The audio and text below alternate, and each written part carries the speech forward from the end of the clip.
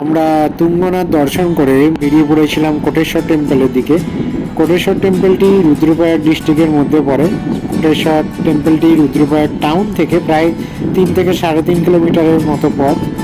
তো আমরা তো গাড়ি বুক করাই ছিল, আমরা গাড়ি করে ওখানে পৌঁছে গেছিলাম। তো চলুন আপনাদেরকে কোটেশ্বর টেম্পল ঘুরিয়ে আনি। আর আপনারা যদি কোটেশ্বর টেম্পল আসতে চান তাহলে আপনারা দুটো উপায়ে আসতে পারেন। এক হচ্ছে আপনারা ঋষিকেশ দিয়ে আসতে পারেন, সেখানে রুদ্রপ্রয়াগ আসতে প্রায় 4 থেকে 5 ঘন্টা সময় লাগবে। সেখান থেকে আপনারা সিআরএল ট্যাক্সি অথবা প্রাইভেট কার বুক করেও চলে আসতে পারেন। আর আরেকটা আসতে পারেন দেহরাদুন থেকে। দেহরাদুন থেকেও আপনারা রুদ্রপ্রয়াগ অব্দি বাস ট্যাক্সি অ্যাভেল পেয়ে যাবেন। ট্যাক্সি যদি হয় আপনারা ডাইরেক্ট কোটেশ্বর অব্দি বুক করে নিতে পারেন। দেন যদি বাসে আসেন তাহলে কোটেশ্বর টেম্পল আসতে গেলে রুদ্রপ্রয়াগে নেমে আপনারা সিআরএল ট্যাক্সি বা প্রাইভেট কার বুক করে নিতে পারেন। আমি ডিসক্রিপশান বক্সে অলরেডি কীভাবে আসবেন সেটা আমি মেনশান করা থাকলো, আপনারা প্লিজ একটু দেখে নেবেন। কোটেশ্বর টেম্পলের মেন গেট পেরিয়ে আমি চললাম ক্রমশ কোটেশ্বর টেম্পলের দিকে। পাহাড় ঘেরা জায়গা, চারদিকে সবুজে সবুজ, আর রাস্তাটি ঢালু, গ্রিল দিয়ে বাঁধানো, খুব অসুবিধা হবে না। খুব সুন্দর রাস্তা, নিট অ্যান্ড ক্লিন। আর আমার পাশ দিয়ে যে নদীটি দেখতে পাচ্ছেন, এটি সেই নদী।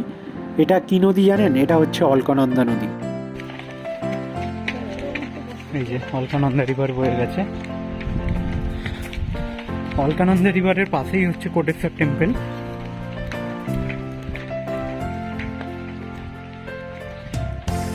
অলকানন্দা আর মন্দাকিনী রিভার, যে দুটি নদী মিলিত হয়েছে রুদ্রপ্রয়াগের কাছে।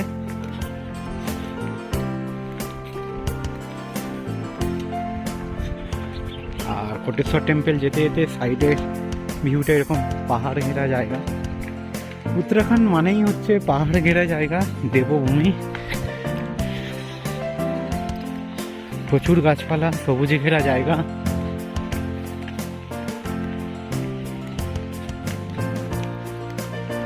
আমি একদম পৌঁছে গেছি কোটেশ্বর টেম্পলের সামনেই। আপনাদেরকে আমি একটু সামনের দিকে এগিয়ে যাচ্ছি, আমি দিলে স্পষ্ট আপনাদের দেখাতে পারবো। ওই সামনেই গুহাতেই বসে রয়েছেন আমাদের মহাদেব, কোটেশ্বর মহাদেব। আর এইটা হচ্ছে সামনে প্রশস্ত একদম নদী চওড়া আকারে বিস্তৃত হয়েছে আমাদের অলকানন্দা রিভার, খরস্রোতা নদী। তার কালার দেখলেই বুঝতে পারবেন ক্ষয়কার্য সবসময় করেই চলেছে। আর নদীর জলের স্রোত প্রবল, তার একটা সাউন্ডও আসছে। এই কোটেশ্বর টেম্পলের পাশ দিয়েই বয়ে গেছে অলকানন্দা নদী। কি তার স্রোত দেখুন, আওয়াজও হয়তো পেয়ে যাচ্ছেন। প্রচুর জলের স্রোত এখানে। আর এটা হচ্ছে গুহা, এই গুহার মধ্যেই আমাদের ভোলানাথ বসে রয়েছেন। এই গুহার মধ্যে এলেই আমাদের ভোলানাথের দর্শন পেয়ে যাবেন। এটা হচ্ছে কোটেশ্বর টেম্পল।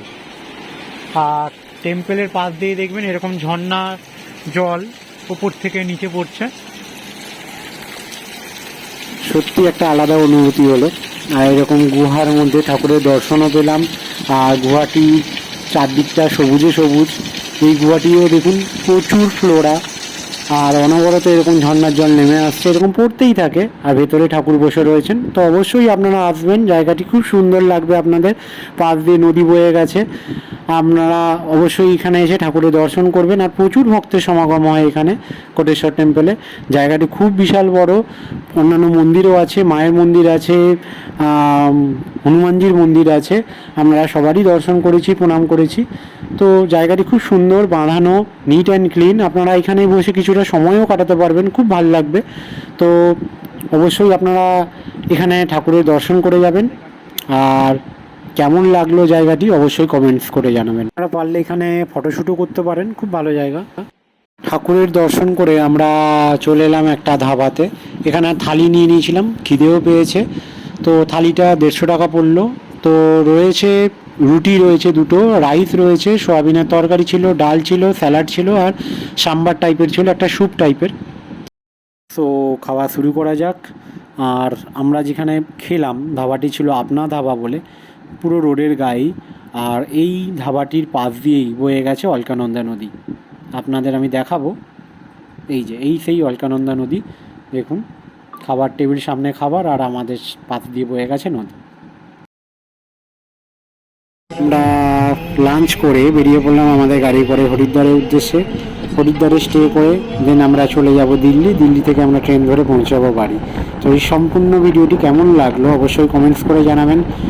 আর নতুনত্ব আরও ভিডিও আসবে, আপনাদের সাপোর্ট অবশ্যই দরকার। তো অবশ্যই আপনারা সবাই ভালো থাকবেন, সুস্থ থাকবেন।